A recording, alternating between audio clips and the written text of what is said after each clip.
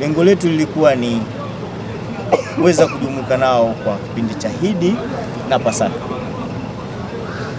na ni jambo ambalo linatumika kwa sehemu nyingi, lakini ndani ya manispaa yetu sisi tuna gereza hili la kihistoria sana, tukaona pia ni muhimu kuwaona wakati huu. Lakini Mungu amesogeza Idi siku ya kesho, kulikuwa na maana ili sisi tukamilishe na wao wapate mahitaji kwa wakati. Tumeleta magodoro haya 20 yaweze kutumika kwa hawa watu ambao nao hapa, lakini pia tumeleta mchele kilo 100 ambao huu tunaoona, tuna mafuta lita 20 kwa ajili ya kupikia, lakini tuna sabuni.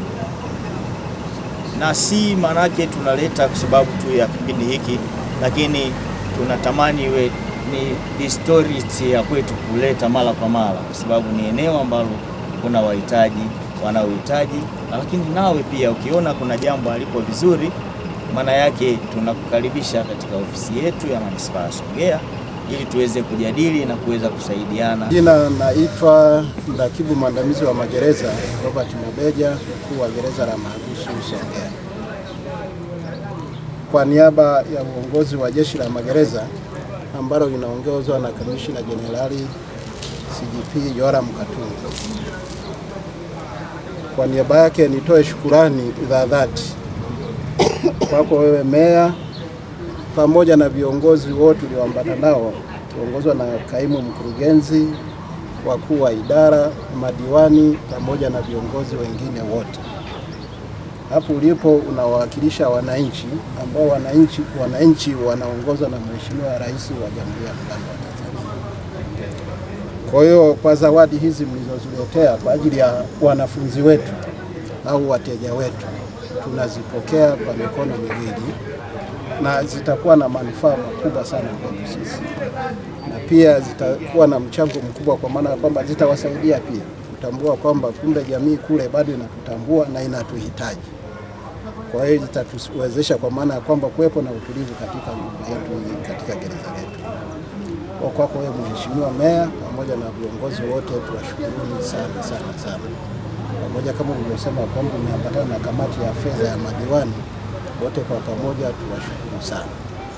Pia na kwa niaba ya maafisa na askari wa gereza la Songea, na wao pia utakuwa umewapunguzia mzigo fulani katika swala la nani, kwa sababu watu wetu wanapokuwa na misongo ya mawazo ndani, kwa maana ya kwamba sikuta isherekeaje, kwa utakuwa umetupunguzia nani changamoto hii. Kwa vijana wetu wataishi kwa amani kabisa kabisa. Kwa hiyo nikushukuru sana sana, na niombe tu kwa maana ya kwamba kama ulivyosema milango iko wazi, na mimi sita kusogelea wewe pamoja na kamati yako na mkurugenzi, kwa maana ya kwamba msiuchoke. Niombe tu kwa maana ya kwamba utupokee. Hawa wananchi walioko ndani ni wananchi wetu na ndo wapiga kura wetu, maana ya kwamba ipo siku watatoka watakuja kupiga kura, na watachangia pia kwenye maendeleo ya nchi.